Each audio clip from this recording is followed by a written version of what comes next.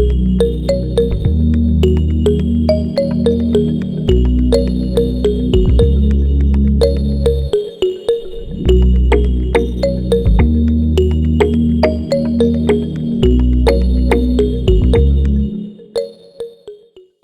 you so much, Kirsten, for agreeing to chat to us today. You are, of course, a medical Orthotist prosthetist. For someone who might not be too familiar with the field, having studied in the health sciences, that was the first time really I was exposed to that field. What is medical orthotics and prosthetics about? What does the field focus on? So we're a very specialized allied health profession. What we do is we're kind of like a mix between a medical professional and a biomedical engineer almost. It's a really diverse field. Most of our career is based on two different kinds of facets. So we have the engineering side where we design, manufacture, fit patients for biomechanical deficits. And when we say biomechanical deficits, we mean any kind of deformity or any disability. So we assist a lot with physical enablement of patients. We're trying to make everybody's life a little bit easier and a little bit better. Our entire career is about improving quality of life for patients. Then we have the other side, the clinical facet of our career, which is very much health sciences. Yeah. So it's clinical evaluation, it's assessments of patients, it's treating, it's very physically involved because you have to work with patients and assess patients to see how their disability is presenting, what their disability is caused by, and obviously how to improve their lifestyles by addressing what kind of disability or ability or malability or difference in how they approach life. So we've got to be really dynamic in our approach to kind of come up with really innovative ideas on how to make people's lives better without just having a textbook definition all the time. So it's really it's very clinical, but it's also very innovative. So we kind of have the coolest job. We've got best of both worlds, patients and engineering. Yeah, it sounds absolutely awesome. And what are some of those conditions that you mainly focus on or treat? So when we look at orthotics and prosthetics, being an orthotist prosthetist, you divide it into kind of categories. So orthotics being any kind of external bracing or wheelchairs or any device that we apply to the outside part of the body to support the body or improve the function thereof. So if you look at layman's terms, kind of like foot orthotics, little inserts that you put in your shoes to help you position your foot a little bit better. If you look at a trauma kind of perspective, it's like neck braces if you break your neck, or if you break your foot, it's a moon boot, or if you go for surgery, it's some kind of run brace.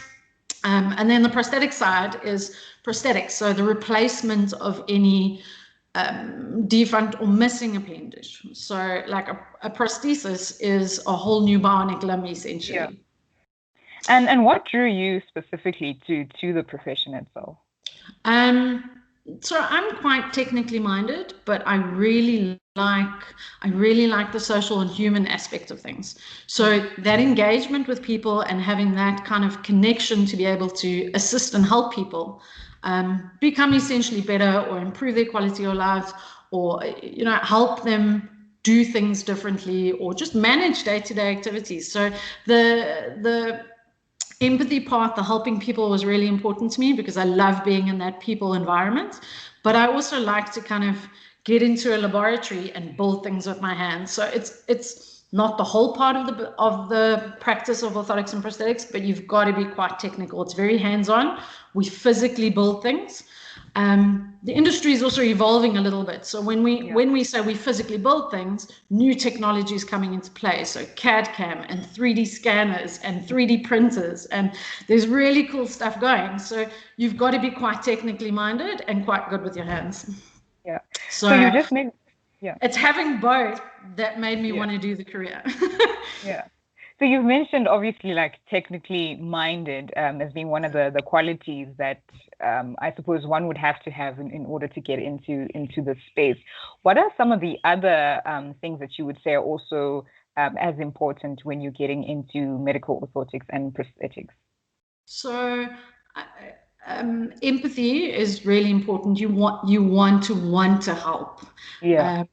It is a very rewarding field to be in if you have that character and you have that want to help people. So empathy is definitely major. The technical skill is also, you need to be reasonably good with your hands and kind of understand biomechanics and have a knowledge to want to know how things work. If you understand how the body works, and if you understand the mechanics of how things work, you put them together and you get orthotics and prosthetics. Awesome. And if you've already taken the decision, like a prospective student, you want to go into the field, what is sort of the journey and process in terms of which courses do you need to enroll for?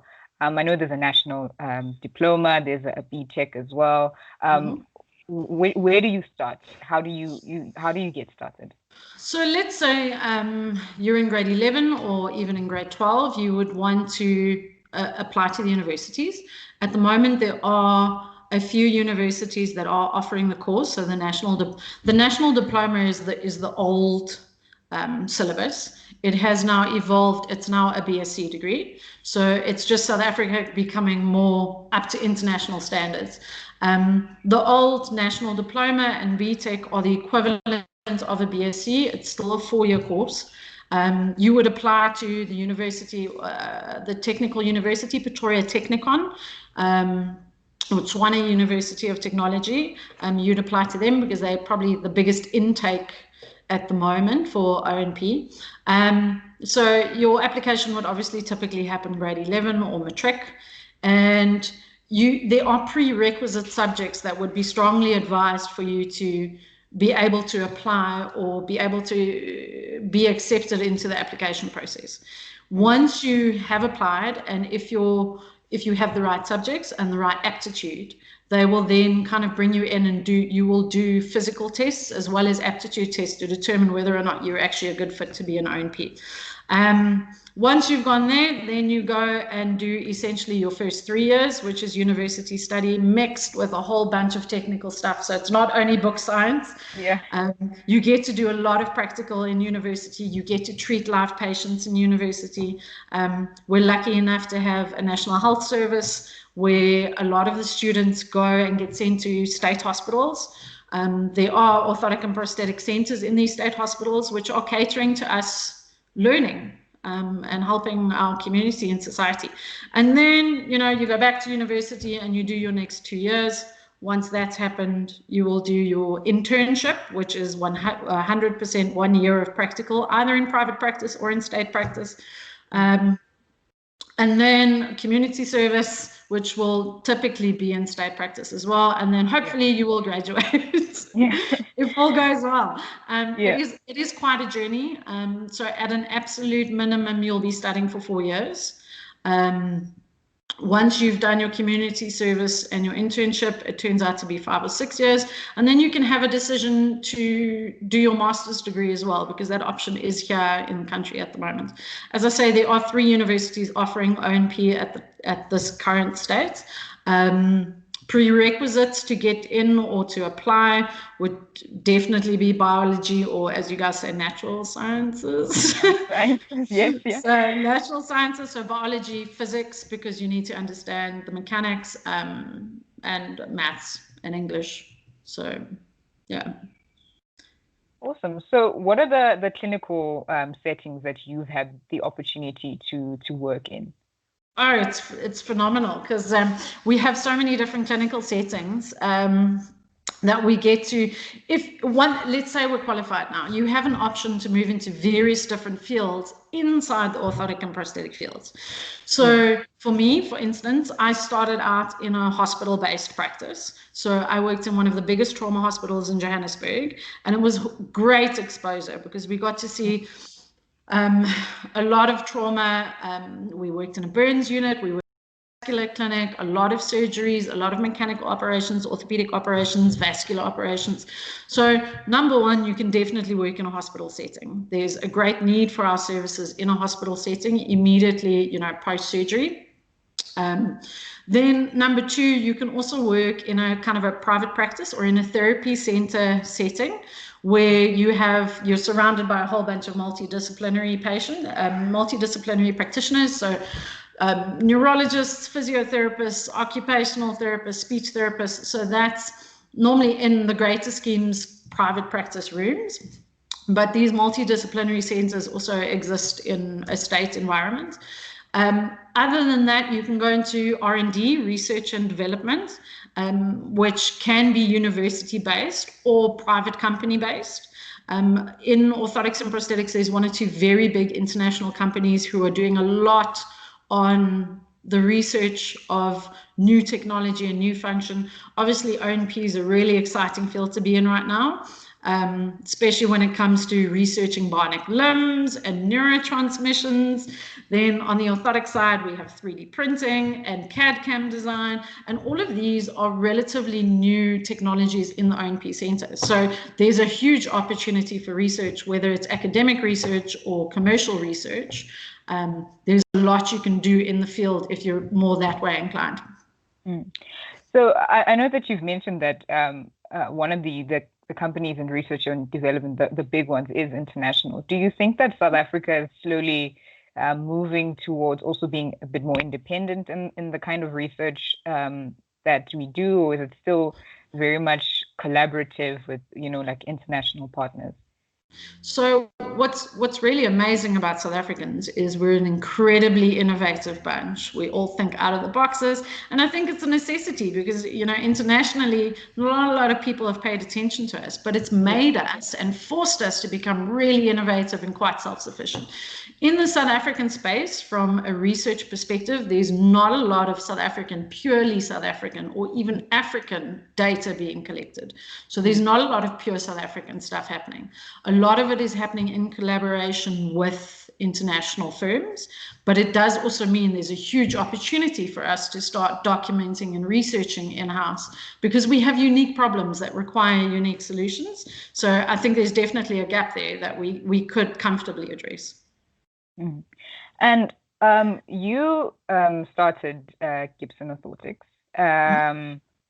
What sort of gap did you identify specifically that made you or motivated you to actually and start the orthotic consultancy?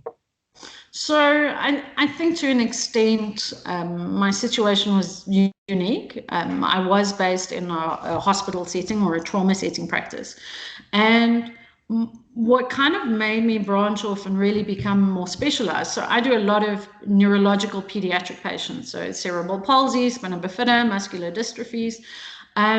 Number one, there's not a lot of information or research out there or freely available in the South African market to address these patients.